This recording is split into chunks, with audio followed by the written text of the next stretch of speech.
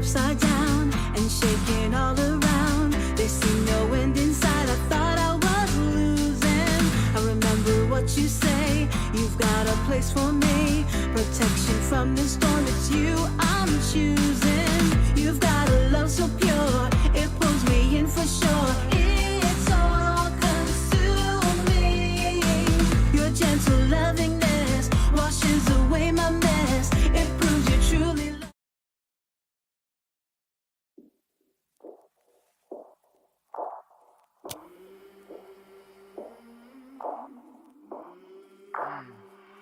I came from the mud. There's dirt on my hands. Strong like a tree. There's roots where I stand. Oh, I've been running from the law. Try to catch me howling at the moon.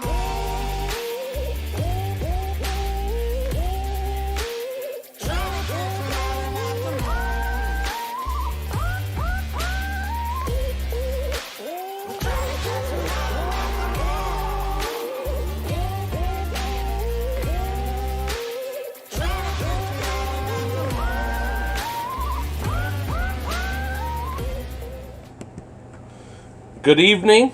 Welcome to Recovery Unplugged Live.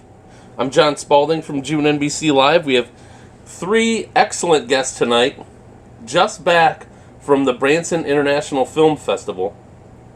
Hi, Amy. Hey. Oh, how are you? Super good. What time did you go to bed last night? Or should I say today? Today, probably around 3 or 4. Okay. Because my brain was obsessed with certain things that I can't talk about. Daniel Craig? Yeah, no, I don't want to talk about that. Well, I got fixated on finding certain, I can't. Don't. You're already saying too much. I was messing with you. Just stop. We have Anabelle and Lureen Wu tonight. We have Anabelle Munro and Lureen Wu. Hi. How are you two tonight? Hi. How was the festival? Oh my gosh, it was amazing. To start with, I sold enough that I could eat during the week and make it home with gas money, so that's always good.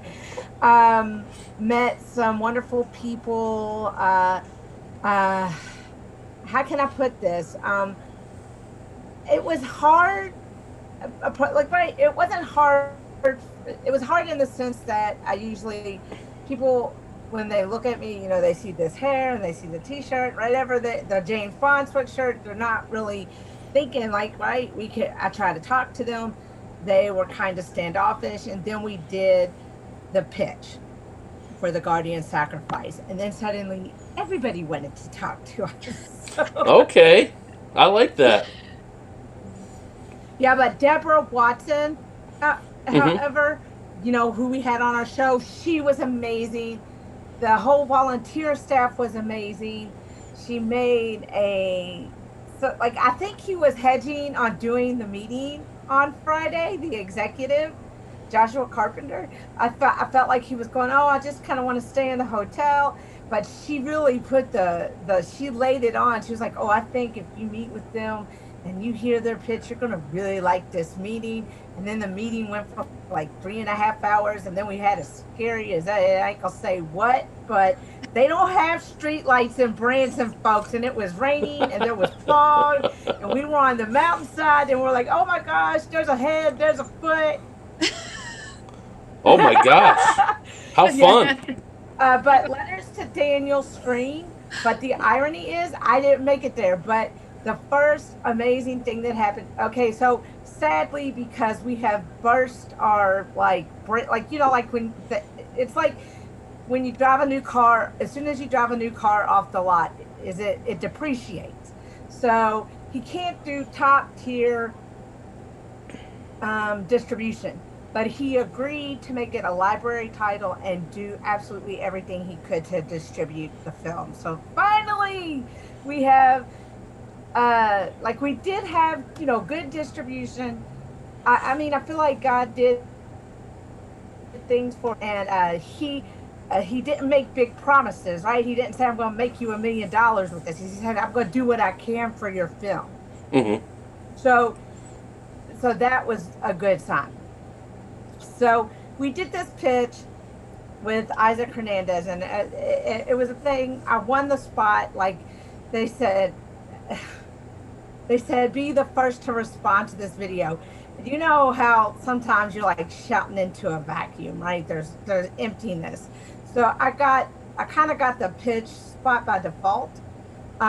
So we pitched The Guardian Sacrifice. When I came up on stage, Isaac Hernandez, who was an executive for Parables and TBN and Olympusat, just really, he has a very credible background in faith-based kind of programming and, right? So he goes, Amy comes with an entourage, right? Everybody else comes up there alone with their little pieces of paper or whatever. And I'm like, this is like, right? I was first out of the gate. I was like, this is not, I mean, really? So, So you went up there. Were Anabelle and Lureen with you? Yes, Anabelle and Lorraine. And your pitch deck printed out. Beautiful. Yes. Yeah. Slides. Okay, can I show the pitch deck? Well, let's wait. Okay. Yes, and the pitch deck, he saw it, and he goes, Amy, I always knew you would succeed, but you've succeeded beyond anything. You've advanced beyond even anything I thought possible for you. And it's, I have to say, he was really blown away by the pitch deck. And I really think that has to do with finding AOF. And Anabelle was at AOF, and during the pandemic, Lorraine met Dell, and Dell brought Lorraine into the family of AOF MegaFest directors. And I always butcher your festival. What's the name of your festival, Lorraine? You're on mute. There you go. You're good. Las Vegas Asian Film Awards. Yeah. Yeah, and what's the first part of that, Lureen? It's Las Vegas Asian Film Awards. Okay, great.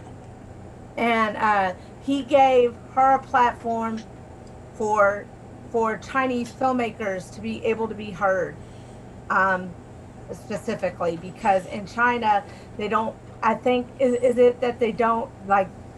Why don't you explain it? Because that's your expertise. I don't want to butcher it. Good transition, Amy. Good transition. Lureen, tell us a little bit about your festival and how it came about. As I mentioned, the name is Las Vegas Asian Film Awards. It's a platform for Chinese and also Asian filmmakers to show their works. Because as minorities, it's very tough to be seen in America, and everybody has a story. And so, especially right now, recently, Asian community is actually having a pretty difficult time. Mm-hmm. But what made me feel so happy is that I got submissions from Asian Americans or from overseas, like India, China, Japan, South Korea. Also have some in America. So those works are so every one of them are so high quality. Some films they are like have this unique perspective. So I feel really, really happy that even during this like kind of difficult time, Asian filmmakers, they're still really focusing on what they are doing, and they did a great job. So I feel very relieved. I feel like, we're gonna be fine. And we are like, yeah. And that festival is going to be at the AOF MegaFest this summer, Yes. correct? Yes, right. Gotcha. That's great. What else, aside from the being a part of the pitch for the Guardian Sacrifice, what else? What other conversations did you have when you were out there at Branson? Sorry. You go on. Yeah, you go. No, that question was for you, Lureen. Yeah. Okay. Don't let Amy take over this interview. And Amy is so adorable. Isn't she? Yes, she's so sweet. I was there to support Amy, and we prepared to going to pitch the Guardian Sacrifice, and we like they already mentioned, we got the chance to meet with Joshua Carpenter, the executive. So I was like expecting 10 minutes to explain your project. That's usually what happened when you talk to us executive. So we were like, because Anabelle did an amazing job on that pitch deck. So we were like had this very nice start. So we're gonna pitch Amy's project, and Joshua was really listening, and he was really like into it. It didn't feel like any like regular executives is like, okay. But he was like asking questions, like really interested into that project, and try to give us advices, which was already so amazing. And even what is like more amazing is that me and Anabelle, we had a chance to pitch our stories, which we wasn't really like prepared, but we did it, and Joshua was listening too. Mm-hmm. So that was like I wasn't really actually expecting that. What was your story that you pitched? Oh, my story is about a 65 years old ballerina got like divorced by the 70-year-old husband because she was like so full of hate, full of anger, because her career was like taken over by the young girls when she is like getting old, but actually not that old. So she can't accept it. She just like sink in that hatred. So finally, her husband, which is a really good Christian man, tried to love and accept her after decades of this torture. Finally left her for a little girl. So this like crazy woman's revenge, and there are like six characters in it, and it's like a lot of tension, and there's murder, and it's like everybody looks like suspected. It looks like a murderer. So who is the real murderer? So everybody has their own story. So yeah, that's What's my the title? my first. What's the title you gave me? Joshua suggested that I should use the Killer Ballerina. I love it. Oh my goodness! Wow. Yeah. So I already have this like actress. I really want Anabelle to play that ballerina because she's perfect for that role. But the only concern for me was like, oh, that lady is like 65 years old. Make her younger. Yes. How can you make a 27-year-old looking Anabelle look 67? Right, that's right. It's like, oh, Anabelle maybe she didn't want to be looked that old. That was like, but last time when we talked about the story, she was like, cast me. I don't mind. We can use some special makeup thing. Like I was like, oh, she really want to do that. So it's like, oh my god, because she was the one I was imagining in my mind when I write that story. Gotcha. Oh, yeah. I feel very compelled to this 67-year-old woman because I'm 46 and I couldn't imagine being a ballerina. Let alone at that age. I kind of feel, I feel some good, powerful things for her, like to have the will to still want to do that. I'm sure that's interesting. I'll say I got an email from someone, Lureen. I got an email from Joshua today. We're having a follow-up meeting on Friday. Wow. So take that, world. We're coming. Yeah. We also got a chance to pitch the Letters to Daniel TV series. And even once he knew what it was about, he was like, well, I'm not the one to tell you you can't make that. But if you want to know how to basically monetize it, get it on TV or streamers or whatever, Mm-hmm. that's another story. So I feel like there's a door open there. It's not a yes, but it's not a no. So it's like, let's see where this goes. So that was great. And then so they had 2 rounds of pitching. And I said, oh, I've already got 2, we've already got 2 projects talked about. And I was like, I wasn't going to do it because I was tired. I was like, I don't want to do this. And Anabelle says, look, they gave you the spot. And, You gotta do it. So I go up I like there, how Anabelle just like, get your butt up there. but she helped me develop my log line further in like under a minute. It went from okay to like, this is what I pitched when I stood up there. I didn't stand, but I was sitting. And I had no pitch deck. I had no papers. This was just the third this is just a script that is like really clean and like we're right.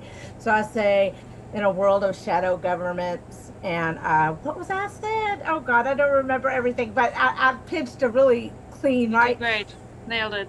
Like, right, and I was like, he told that one guy to mic drop, but no. Then he said, tell me a little more. He goes, how many would watch this movie? Everybody raises their hand. And then he goes, tell me a little more. And then I tell him the meat of the story. And he goes, how many would watch that? Everybody raises their hand again. And that didn't happen with anybody else, not even the winner. He said, what would you watch this on? DVD, streaming, theater?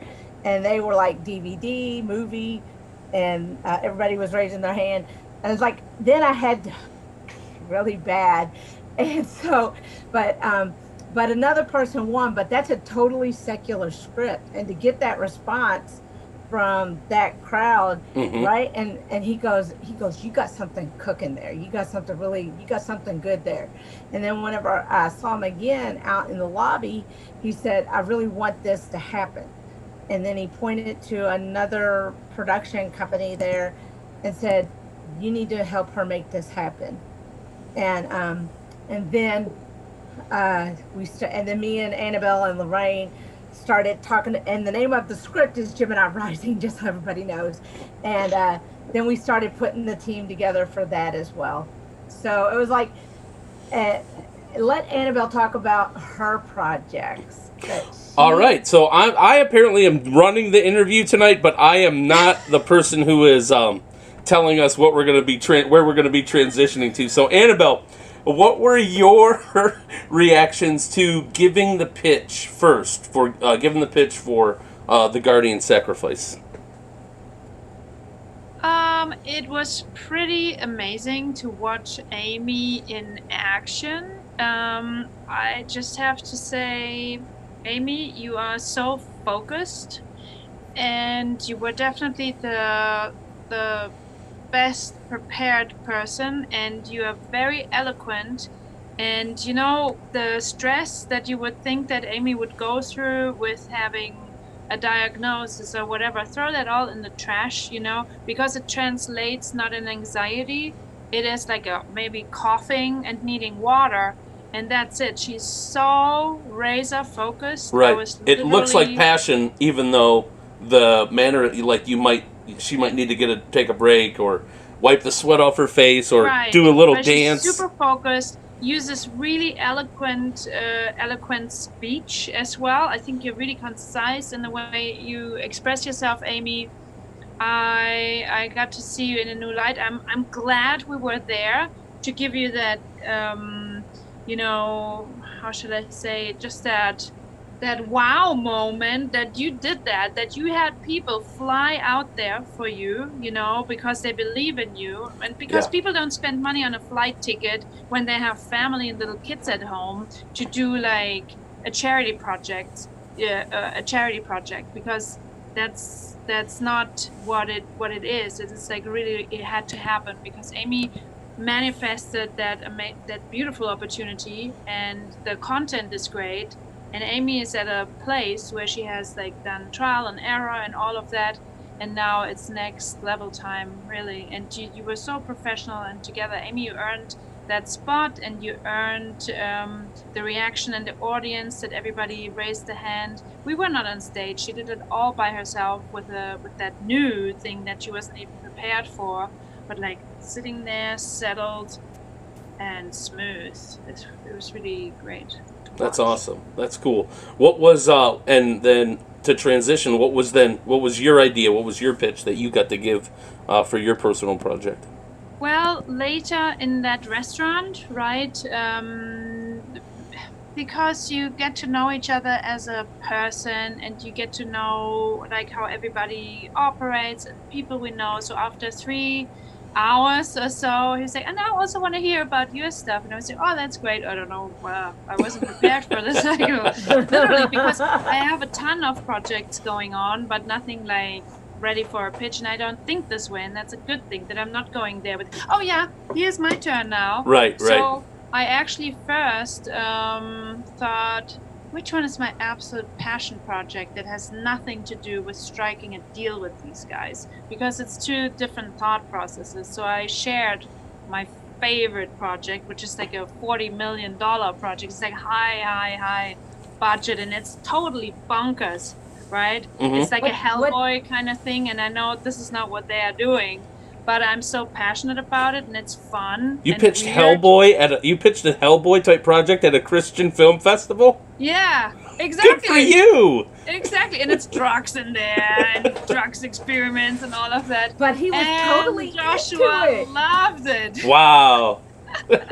Just for the matter. But this is not, and I knew this is not the one to pitch. And later he said, I want to know about your other stuff. And I said, well, I have a supernatural thriller that happens in a desert motel, and I have a romantic comedy that happens in the theater realm, and it's like old farts still being stuck in puberty and smoke too much pot. It's a coming of age story for old fuckers. Excuse my language. I shouldn't use the F word. You're allowed to do that here. And then all my other colleagues came to mind as well, right? Because I'm working with so many people. We shot this green screen project with Lureen called Tracing Force, which is cutting edge. She got very interested in that one as well, because it's shot, and it's we have interest from other distributors as well. He's really keen on seeing the trailer.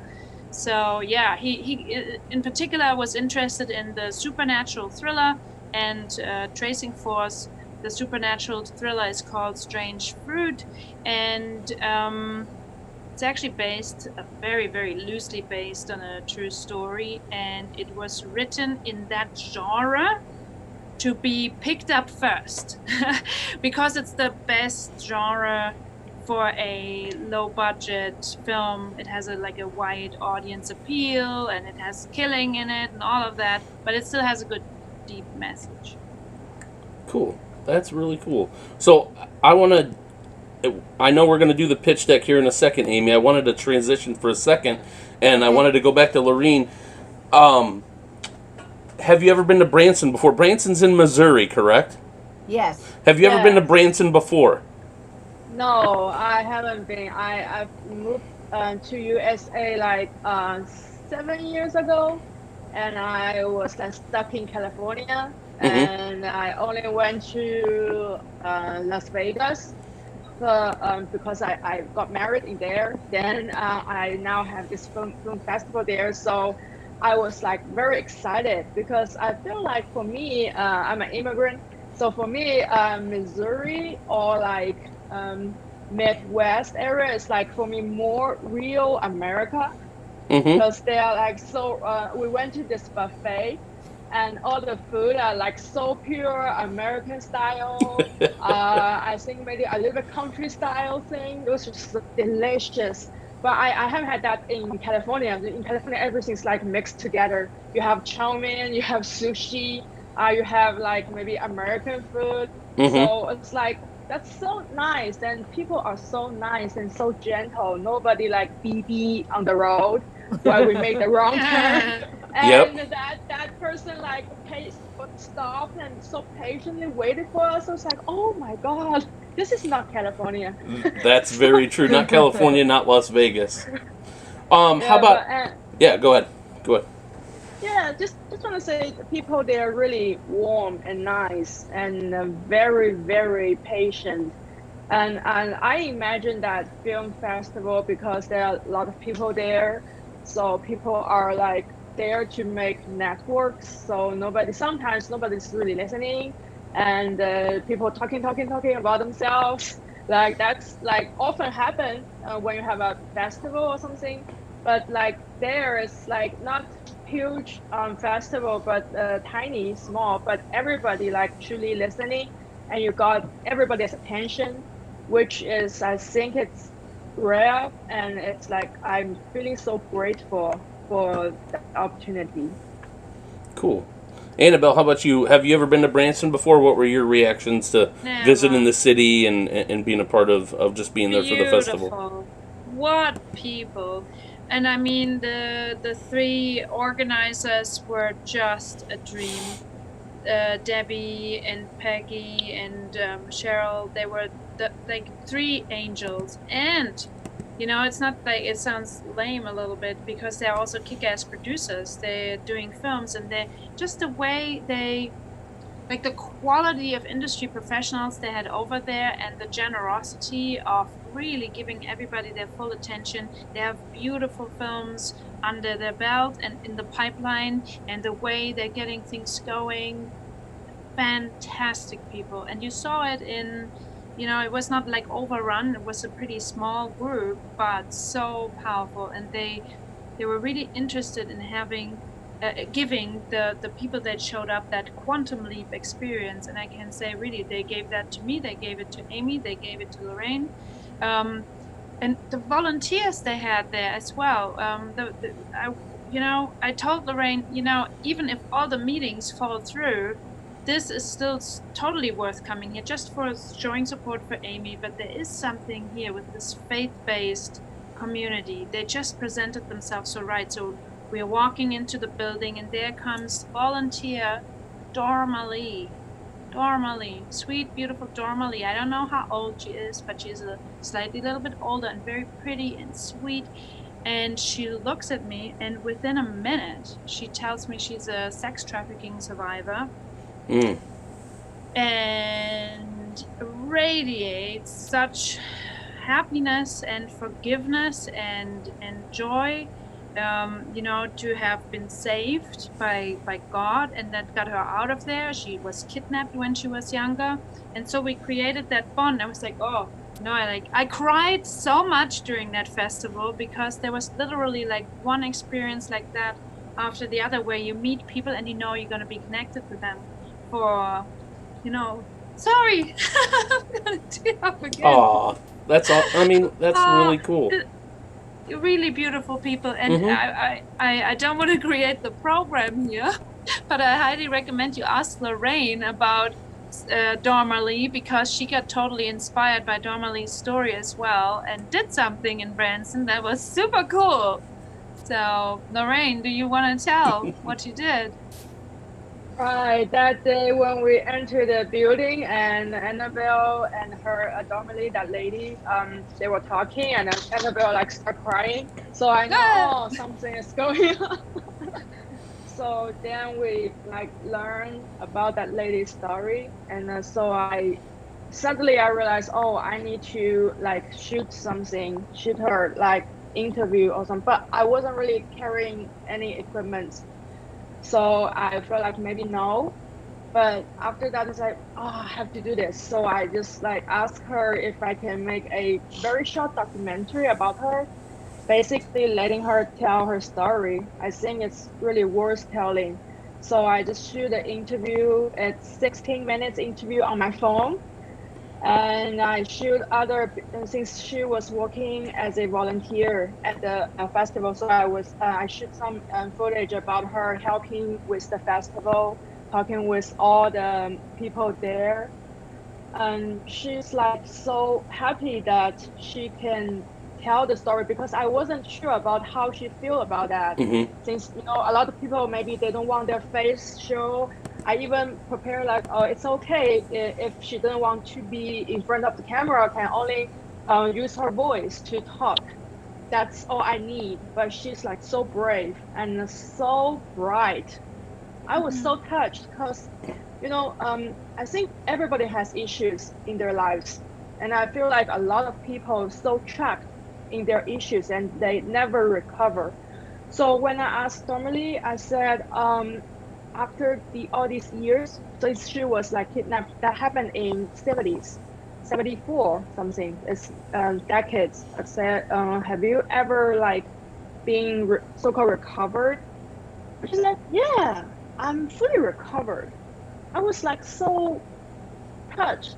I was like a person like that, what she had been through, but she fully recovered because she has this faith in God, and she started to forgive. She said, I don't blame myself. Don't. How she recovered. She's today for earrings and a beautiful bling bling outfit and makeup on, like this beautiful eyeshadows. I was like, I will never believe that is a person that's been through tragic stuff like that. Yeah. I just like really, really want her to tell her story, and I think maybe that can help a lot of people out there struggling with their sufferings. Mm-hmm. I think it's great that you did that. I think that was great that you were able to do that in the moment, to meet her and feel that connection with her, and then also feel the kind of guerrilla journalism, want to document that and tell that story, not only just for her, because I'm sure that was helpful for her to talk about it, but like you said, she was already recovered, but that to help other people be able to have those conversations as well. That was really cool. Yeah, hope to share her story to inspire other people. Yeah, I think it's worth telling. Amy, how about you? Have you ever been to Branson? No. What were your reactions to the city and to kind of just being there? You all right? You need some water? Yeah, I need to go get some water. Can you interview them while I go grab a water? Yeah, I'll think of something.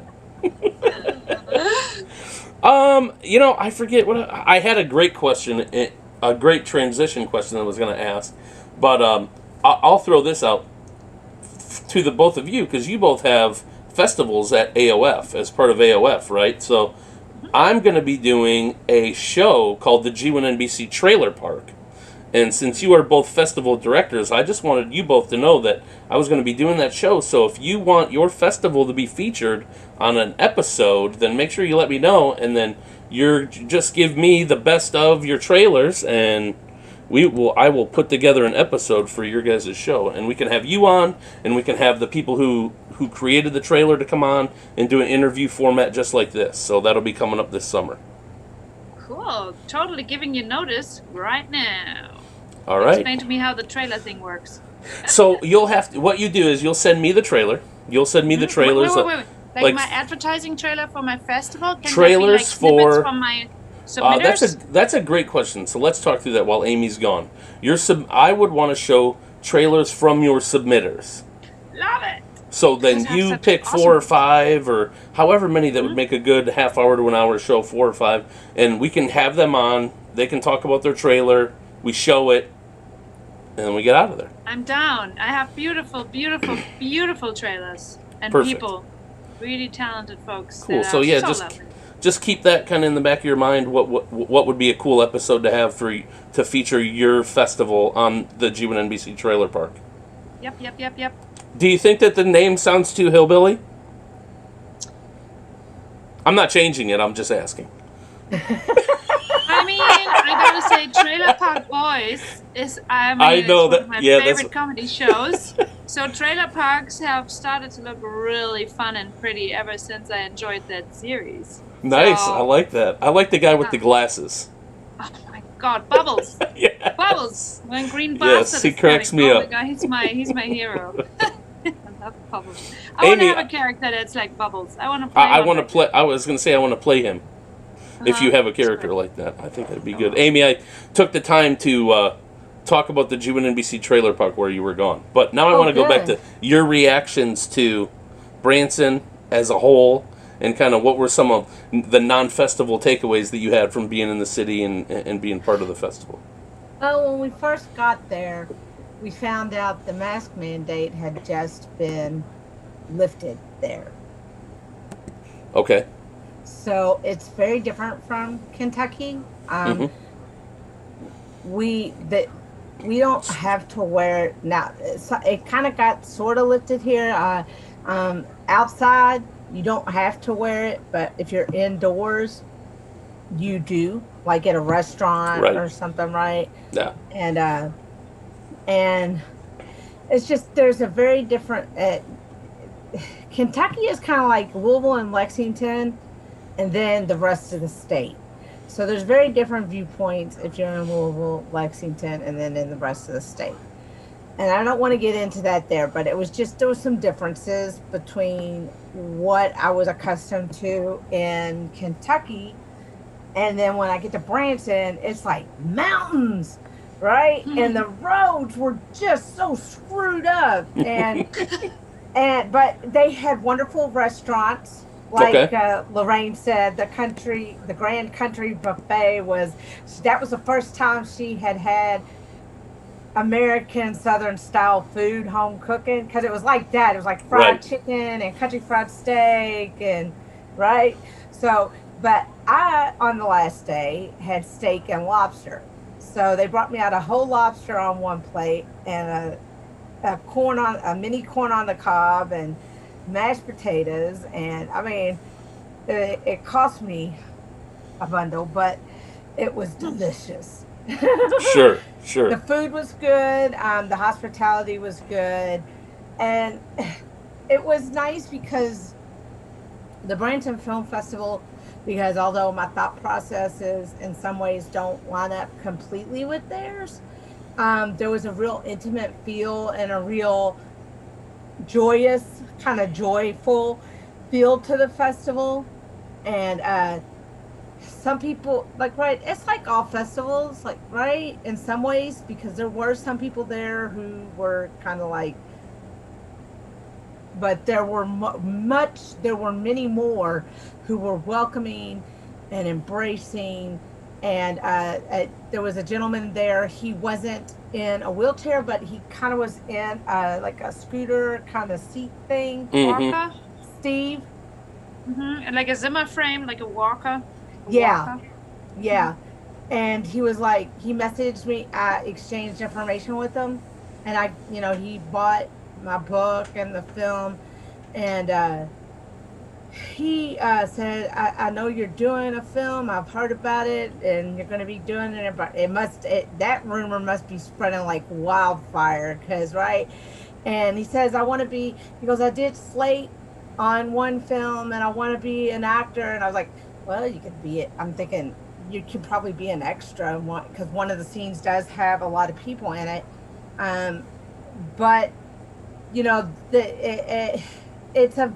was very warm and welcoming from the directors and most of the other, and I would say more and then Isaac was just, I've known Isaac for a couple of years now, and when he was Friday, he was the first brick to come out of the dam.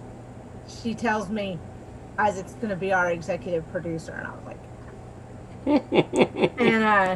and then we go to this 3 to 4 hour. It ended up being 3 to 4 hours. We shut down Chili's is what happened. We were the last people in there, and everybody was cleaning, and so Anabelle smartly said, well, we don't want to milk your time. We've already taken a lot of it. And then we all get in the car and go on this ride, and there was like this bag, and he went, oh, a head, oh, a foot, and we're going down this Deadly ballerina. Corpse. Oh man. Corpse. Were there mountain views? Like all around? Is it like nested in the middle? Yeah. Okay. Yeah, it's like nestled in that, and there's the strip, but I never went to the strip because I was so focused on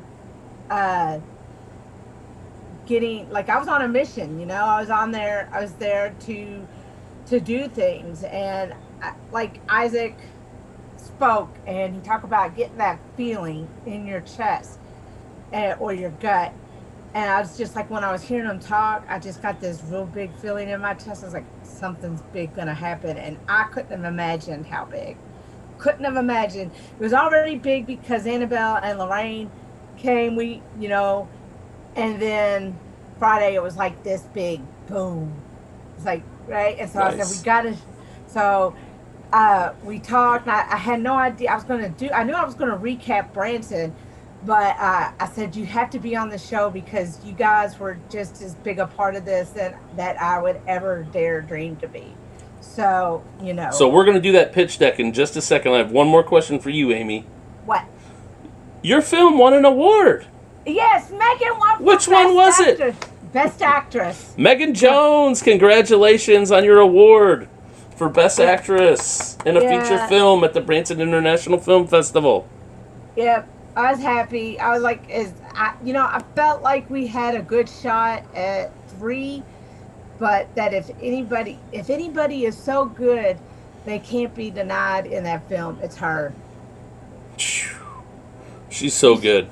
Yeah, she's so good. I honestly thought that she did have a diagnosis at some of the scenes when we were filming.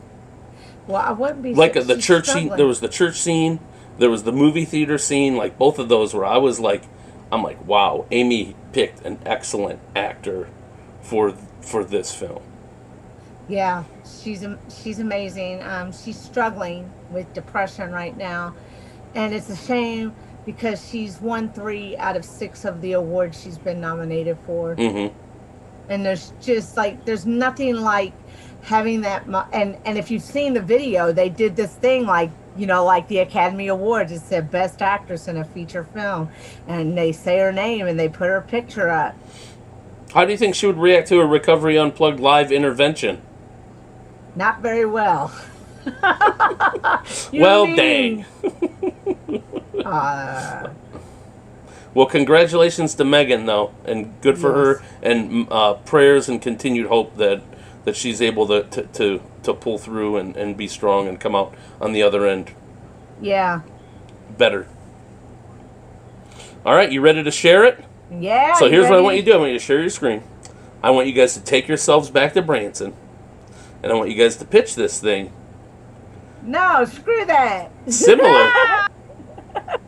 We're already in recovery. All right. Just pretend that you're pitching to someone who's sarcastic and only listens 40% of the time. Amy, do your thing. Do your thing. You said you wanted to share the pitch deck. It's up to you. So let's just go through. Let's have some fun. Let's look at all the slides and react to all the cool people in there and show it for people. Because then what we can do is we can take this video, we can cut it, and have the interview part. We can have the pitch deck part. It'll be good. Okay. Do we see it? Yep, we see it. Go. And hold on. Yeah, remember to make it. I think you made it full screen last time. You hit that full screen. Oh, it is. Okay. Okay, so this is the title card, and I want to say Miss Anabelle Munro put it together. Her skills are amazing. Oh Lord! In 2 days. In 2 days, 2 pitch the decks. Guardian, wow. 50 pages. Yeah, she did an amazing job. So this is the table. This is like the look and feel, the tone. What's going on here with this person? Just a look and feel and tone. Look and feel. It's a dystopian world. Okay. So it sets the tone. It's what the world looks like, stuff like that. Mm-hmm. And then things are not good. No. Then there's the impressive stats of the book. I think they're impressive because I had no budget, and that's right. We are going to be working on streamlining this log line, the synopsis. Can I read this? Yes. In a world teetering on the brink of self-destruction, a young woman must come to terms with her mental illness, accept her true purpose, and embrace her destiny. Right. So You know, what we learned from the pitch meeting is be more specific about the characters. Okay. And I mean, truth be told, this was just a copy and paste, crazy, like have a sexy looking deck, because usually people make a judgment within 5 seconds if they're interested or not. Right? And he did, like, looked at it, boom. We had like the booklet of the production designer who did a steampunk thing, and they were already interested.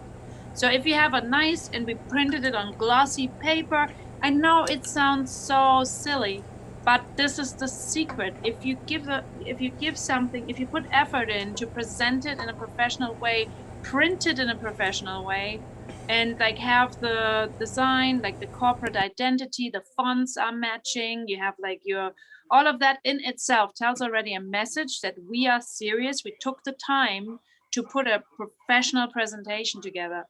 So we will dig into the story refinements, because Amy also wrote the script with not knowing what we have at our fingertips with the virtual studio that I'm working with, and so she can blow up stuff to start with, and she can go really, really big with the images, right? If you're an independent filmmaker and you're a writer, you usually write according to what you could kind of get and organize, even like with money. But we have a multi-million-dollar production value facility, and these are my friends, and Amy's friends as well now, and Lorraine's friends. Like Lureen and I shot this dystopian sci-fi together, and we have flying cars and drones and transhumans and like floating prisons in the desert. It's like a Mad Max reality. And so Amy has to do a rewrite now where she allows for really crazy stuff, like to let her imagination go wild, pretty much. Right. Basically, she said, think Hunger Games, think Divergent. I was like, yeah, I got it. And with my story in that place. Okay, now these are the story concepts for the characters, the look and feel. And the lead is Nala. The guide is Dr. Ellis Shaw. Is that what he said? Mm-hmm. And the love interest, Michael. Lillian. Knievel is these three people. You want to have the antagonists, right? That's Governor Damon Mitchum and his the real evil people are Carl and Lisa, who are the aides to the governor, right? So you have to have a baddie, and these are the two. Okay, and here is the executive team. Bluebirds Entertainment, that is Miss Anabelle Munro. Do you say at SR Studios? Yes, that's right. That's Elias Acosta in Vista, who works a lot with Bruce Logan. He's like the visual effects, and he was the cinematographer on Tron. And is that the green screen studio? Right. Okay. But it's not just green screen. It's like a more special effects, visual effects, and kind of ramped up virtual. Studio. Okay. They have like the latest engine, the cutting edge technology they took when we are at the page, I'm going to tell you there's a page that I'm going to get into what kind of technology they have. Here are the producers. Missy, it's Melissa, but we know her as Missy, and she covered my gray hair that was going straight back. How much did you pay for that Photoshop? Nothing. Just loveliness. And then Anabelle, that gorgeous shot of her is from Suzette took that. Our production designer and executive producer, Suzette. She's coming later in the deck. She's an amazing photographer. Yeah, here is Elias Acosta and Bruce Logan. Mm-hmm. And then here is Del Weston, consulting producer, and he's playing Governor Mitchum. Mm-hmm. And Anabelle is playing Yolanda, First Lady, and then Lorraine is a co-producer. Actually, now she's a producer. That's right. She flew out. That qualifies her and she was pretty badass. So now she's a producer. Suzette, how do you say her name? Suzette Trochet Step. Suzette Not Trochet Step. Suzette Trochet Step. Suzette Trochet Step. Okay, and then here is the studio. Look at that. And not only that, Is that like, really how it looks? Like the room is like floor to ceiling green? Yep. Wow.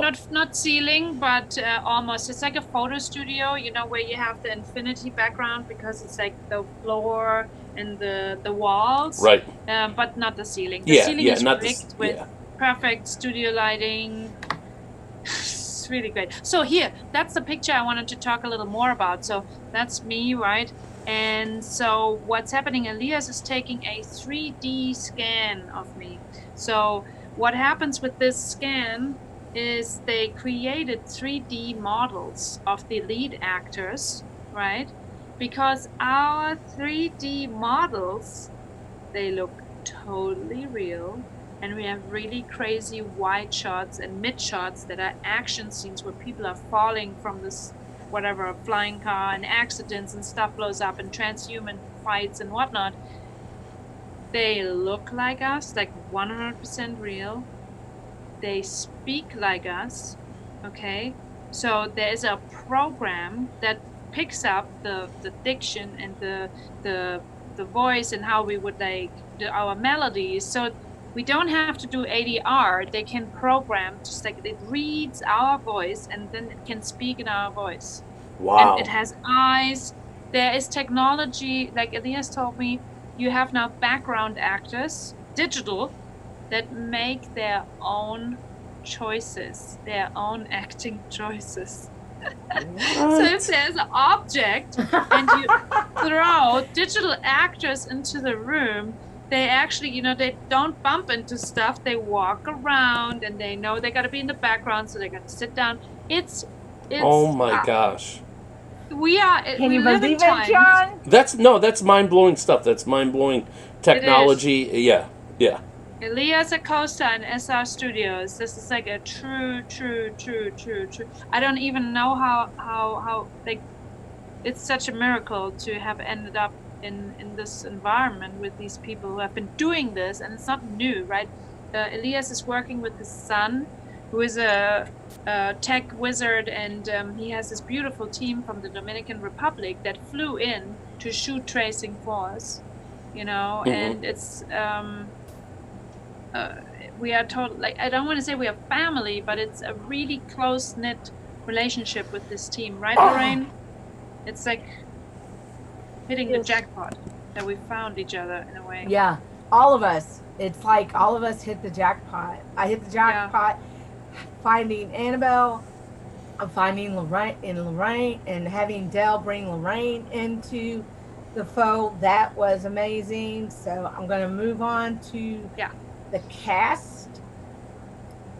Nala, we have Merritt Layton. Why don't you explain who Merritt is? Merritt is a brilliant actress. She is a actress, and also a voiceover actress. And she has a huge following because she is voicing Frosta in She-Ra, Princess of Power. That's like the Netflix series, who is so successful. But she has been around. She has been doing, you know, when she was younger, Sophia the First. They actually created the look of her character, Lucinda the Witch. And she had God knows how many episodes, according to her, what she actually looked like and to her character. She was one of the leading characters in Alexa and Katie, an Emmy-nominated Netflix show. So not the lead, but also a ton of episodes. And also she just booked a Ride Your Wave anime. Very, very successful animated feature film from Japan, and it's very tricky to get into that genre, right, as a voiceover actor. And also she booked a major game as a big character. So this girl is amazing, and she happens to be Suzette Trochet Stepp's daughter. Whoa. So Merritt is attached, and then next to her is our beautiful Joshua Bauman. who I have. So it's in talks. We would like to have him. He's an old friend of mine, and we haven't spoken in a while. But it's one of those connections that you never forget. He's amazingly talented, and he was the lead actor in Revenge. And that was the now, show with Madeline Stowe and Emily Van Camp. And he's done, what was the Asylum television movie with the Addams Family actress? What's her name? Christina Ricci? Yeah. That was like a very successful TV movie he has done recently. And what I love most is he has now started to produce and direct his own content. He's so talented, honestly. Like, we had many conversations about how he preps for his characters, and he's so passionate. My God. And then next to him is William McNamara. We also met many moons ago in a studio where we were working at the time, and the guy that we were working with was a little bit difficult, let's put it that way. And that bonded us, and he's such an amazing guy, and he doesn't know he's in the pitch deck, but he will know soon. We connected today. Said, man, I want to talk to you about a couple of projects. Let's have coffee. And he just responded, thumbs up. He's in LA. We're gonna talk. If that's for him, you see, it says desired cast or expressed interest. In talks. Yeah. It's kind of like these people are close by. But they are not attached. So Governor Mitchum is attached. That's like in our family. I'm attached. Then we have Lisa, the beautiful actress, Maggie Quinn. I don't know if I'm pronouncing that right, Lorraine. So she's also an AOFer, and we haven't reached out to her yet, but we want to go after her because we will see her at the festival. She's going to be around, and she's lovely and talented and part of the gang. And so is Jillian White. She's going to be at the festival as well. We haven't met her, but she's going to receive a ton of awards, and Dell loves her to bits, so we're trying to get these folks. Gotcha. I think it's cool that you delineate that. Is that a normal occurrence for pitch decks where you put in talks or attached or? Yeah. Okay. Yeah. Right. And then the final page. Yeah. So let's see. I'm going to stop share because, and where we go? Just on a side note, Amy, like maybe, I don't know who's listening in, if there are people out there who are interested in becoming investors. We have like really a multi-million-dollar project, and we can shoot it for a lot less, but there's definitely a audience for this type of content, so we're pretty confident in making back any investors' money. So if there are any investors out there who think this is a cool project, get in touch with Amy. That's right. We're doing a smaller kind of bootstrap, getting it kicked off on hometownfunds.org, so you can find that post on hometownfunds.org, and we'll also post that to the Amy Unplugged page as well, so people can continue to engage. So we have the Letters to Daniel television series deck as well. Are we ready for that one? Yeah. Okay. Let me go here. There we go. And did just you present this one, Amy, or did the three of you present this one? The three of us presented this one to Joshua Carpenter. Here we go. Beautiful. Yes. Then that's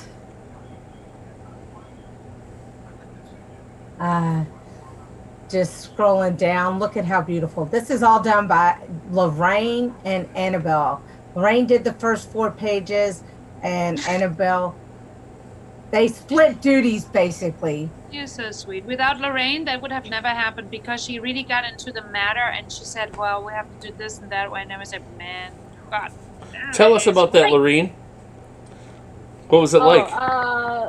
It's like, I have to say that Anabelle has this major contribution to this work. So it's mainly her work.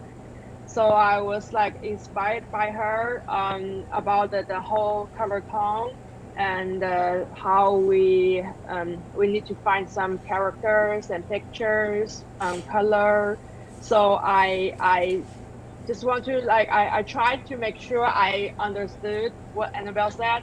So I thought about it for a little bit. So I just chose some shade and some pictures of it. So It's yeah. gorgeous, Lureen. Now, when you all are working on this, do you do this asynchronously, or do you do this like synchronously when you're working together? Like, do you do it offline or online and offline? Yeah, we have a Annabelle has this pro account, so I can log in and she can log in too. So I was doing it first, then she took over at night. So she basically finished the majority of the work, and it looks stunning, and I love it. It was literally my family got the they were mommy has gone crazy, and also I was just sitting on the computer the whole time because there's this deadline 28 pages, right? Yeah. And what do you mean? You can't do it half. You have to do it completely. We tried to do it half. I was let me take the old pitch deck, copy paste together, but it didn't work. The text looked grainy, and people are turned off by a grainy looking font, right? If you just copy and paste something, it doesn't look good, and you can't change the color on it because it's not, and then we were oh God, gotta do it the right way. Oh no. All right, no sleep, but that's now I'm going to tell you, we can sleep on the plane. Because of Anabelle and Lureen, all of this came together in 3 weeks. Wow. Right? This is the synopsis. I think we all know what the synopsis of Letters to Daniel is by now. But this is for the TV series, and we play already. It says we find love. I'm I'm not with anybody, but but it works for the series because you need to fill out the series. And what did Joshua say? A romance, a romance, a romance. So this, and then look at this. I just thought this was so striking. That's super cool. That's a cool image. And the theme as well, you can't forget, right? There's this core value. I want to see Amy succeed so badly, because imagine what beauty that brings to the world if we have Amy, who I met during an award ceremony, standing up, just winning Best Writer of the Year and saying, I have a mental illness and I'm very happy, to take that bloody stigma away from all those beautiful people sitting at home thinking they're second class or they can't live their dream. And Amy is such a warrior for just dumping the stigma with mental health issues, right? So that's the beauty of this whole thing. For me, that's the most beautiful thing. Your courage, Amy. Well, we were fortunate enough to get 3 quotes from the Depression and Bipolar Support Alliance, from NAMI, and from a psychologist to talk about why authenticity is so important, which Anabelle was talking about. Authenticity is so important in portrayals of mental illness in movies and television. Gotcha. And they can't see those quotes, but that the title caption is really it really kind of dovetails into what Anabelle was just talking about, is why is authenticity so important in portrayals of mental illness in movies and television. I think just right there as a starting point to the conversation on why this show is important is good. So here are the characters, visuals. Look at that. Isn't that just gorgeous? And that's me. And then there's Missy. And we're playing around with the diversity of cast. Mm-hmm. So I think with a diverse cast, with a show like this, I think is very important because it shows, in different cultures, there's even more stigma. They have even more problems getting the help they need. Mm-hmm. So I felt like it was important to, if we were going to go for a diverse cast, that was the reason to do it. That was the part we know. Patrick, and then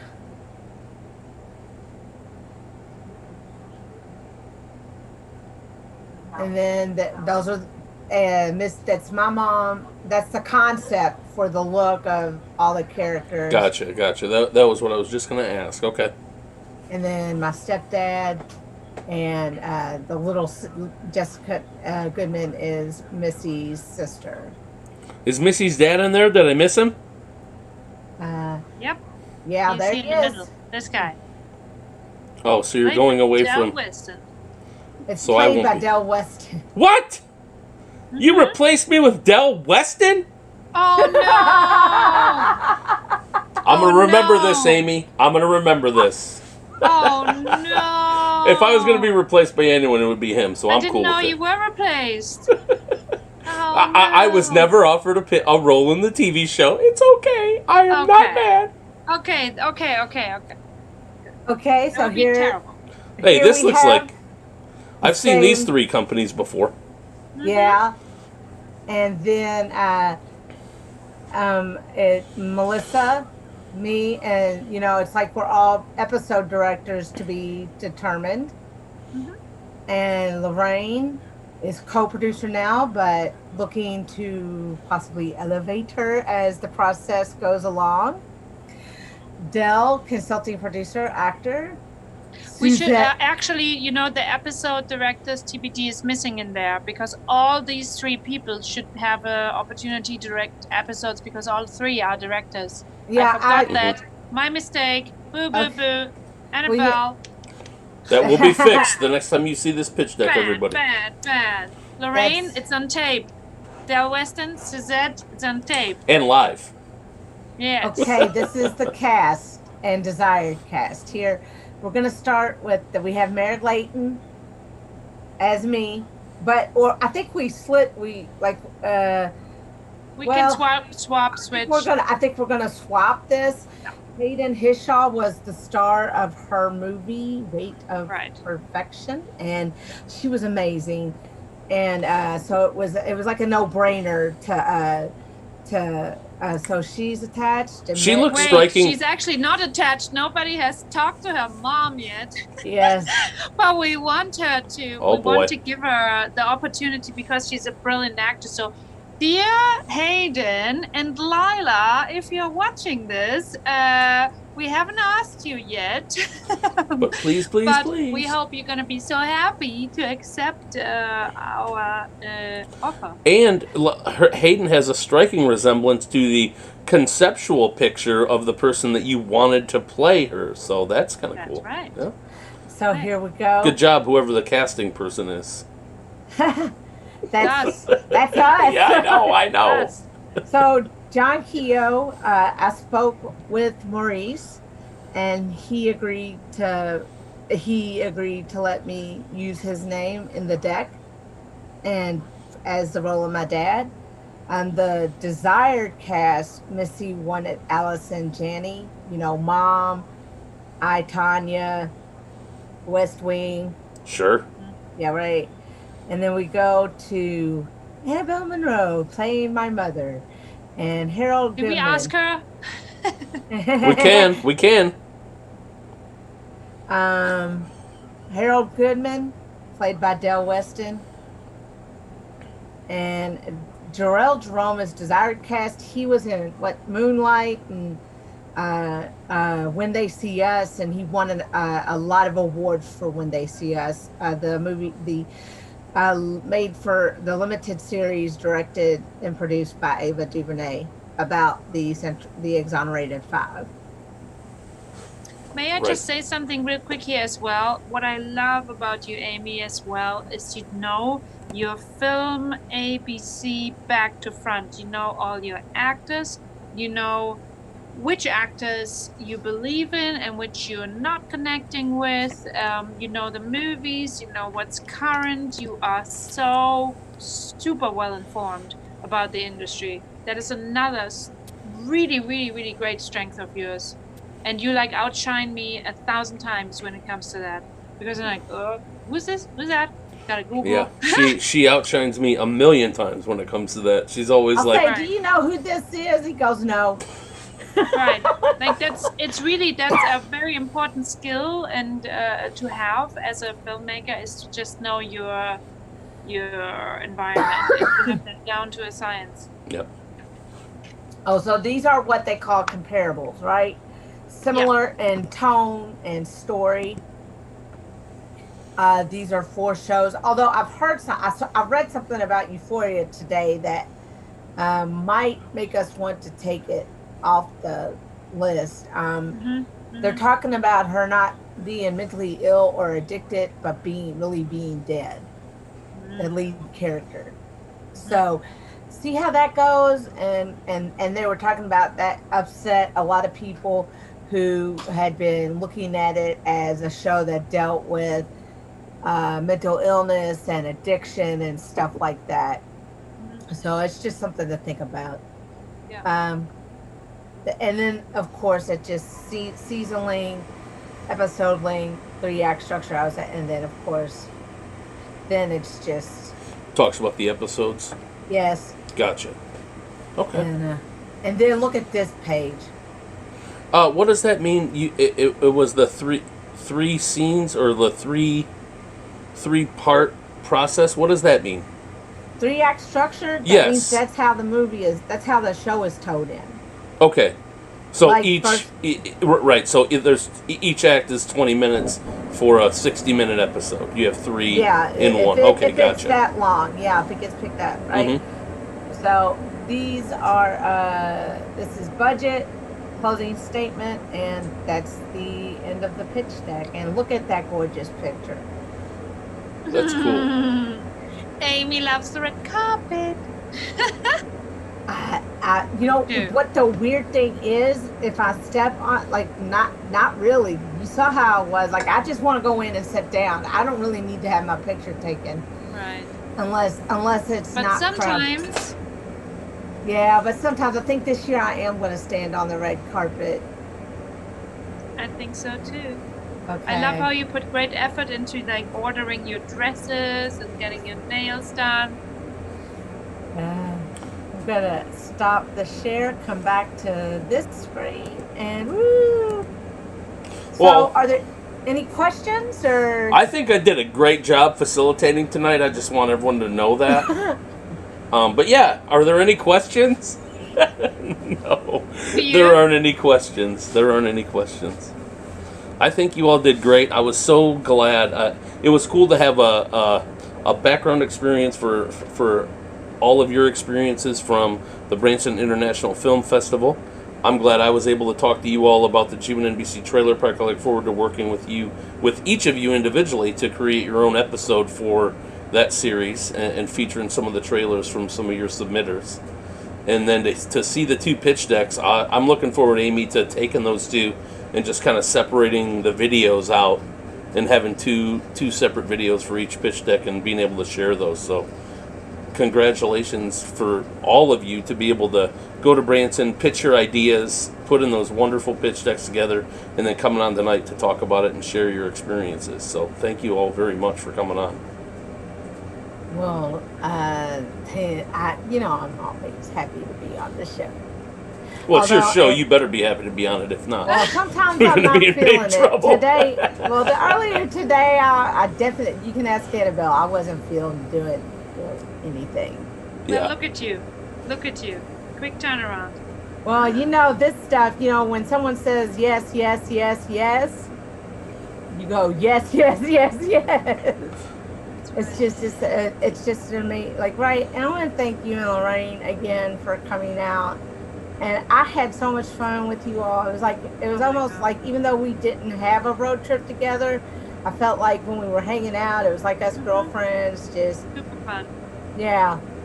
So, And thank you, Cool Amy, stuff. for inspiring us. And I just want to say quickly thank you to God as well, because that this was a faith-based festival, and just the way these people were vibing, there was just so much goodness. If somebody's clean and clear and innocent and pure and loving and kind, it shines like a torch into the universe, and it's obvious. So Amy, you brought that to Lureen and myself, and we had this experience there together of these good people, and thank you for that. Thank you, God. for You know, bringing I had this an to alcoholic beverage at dinner. I said I had Shark Punch. Yeah. I don't know what was all in there, but it tasted good. Good. Yeah. You don't know what's in there, and then like what? An hour later, you're like, what? Well, you know what? I slept most of the way out. Good. Lureen, how about you? Any last words? Yeah, Any? thank you, Amy. Thank you, Amy, and for the opportunity you made this happen. And thank you, Annabelle, for you doing such a great job. And yeah, I'm still learning, and I'm like younger, a little bit younger. But yeah, truly, I'm very grateful. And yeah, as I said, I'm learning, observing stuff like. But it's such an honor to be there and feeling super Lorraine said she was younger with great joy. Her Yeah, voice that's true. inflection went You know, younger. between the three of us, I'm the oldest. You We are? were talking about this at the festival because I told Lorraine when she got like rubbed the wrong way about a few things. I said, "Oh, Lorraine, you know, maybe it's because I'm 10 years older. It's I know how you feel, but trust me, as time moves on, and this is a repeating pattern, it gets easier to like, whatever. Yep, You know, just brush your shoulder off. exactly. Move I'm on. still growing. I'm growing, and I'm feeling so lucky to have people, such great people around me, and so I can like look up to, and so learning from them, and they brought so many like great opportunities. As I said, I'm an immigrant and speak a second language in here, and I start from nothing here, so it's really hard. And I'm so grateful that because I understand that when people they are willing to teach you, they're willing to help you, their time, their energy, they don't have to do that. So I always be very grateful to whoever like them, like so kind, and I'm also doing my best to help, and I'm glad I'm helping. Oh yeah. Lorraine is And- totally the Yeah. most professional of all of us. She came as a professional television director from China with a couple of shows in the pocket and making serious money, right? Love it. Okay, just like she's portraying herself as like, oh, I'm learning, but she's a badass, and we are so Yes. lucky to know her. And We're so lucky to know you, Lorraine. And I know that all of your festivals at AOF are going to be awesome, but Lorraine's is pivotal and important, especially for the time that we're in right now. And so it's really good that you're doing that, and that those films and people involved in that are going to be featured. So, all right, Amy, are we doing next Monday? I think it's going to be Isaac Hernandez. All right. Do you want to do a little pitch? Do you want to do a little intro on what you guys might talk about? Do you hear Are you my going to do a cat? Jerry Springer with him, or what? Are you going to? No, I'm not going to do a Jerry Springer with him. I'm going to have him talk about being the Moses of TBN. Gotcha. Okay. I swear I thought I was going to see that cat tonight. We didn't see him. Did you hear him? He just meowed. Oh, yeah, I heard him. And you saw his tail was in the frame a couple of times. I missed it. I wonder if the camera picked it up. They might have done it when you were not speaking. All right, everyone. Well, thanks for tuning in tonight. Thank you all so much for being a part of the show.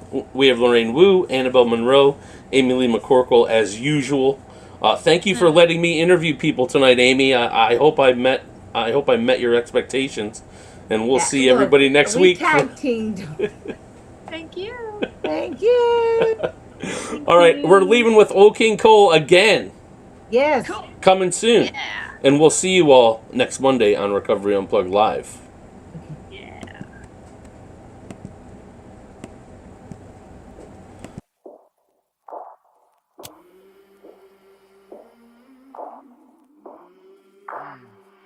I came from the mud. There's dirt on my hands. Strong like a tree. There's roots where I stand. Oh, I've been running from the law. Try to catch me howling at the moon.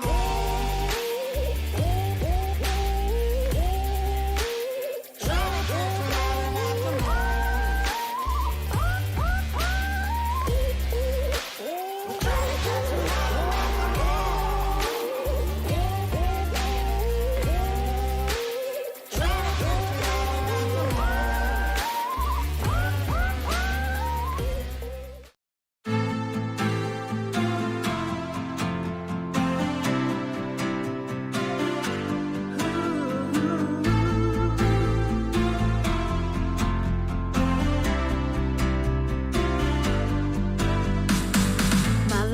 upside down and shaking all around. They see no end inside. I thought I was losing. I remember what you say. You've got a place for me. Protection from the storm. It's you I'm choosing. You've got a love so pure.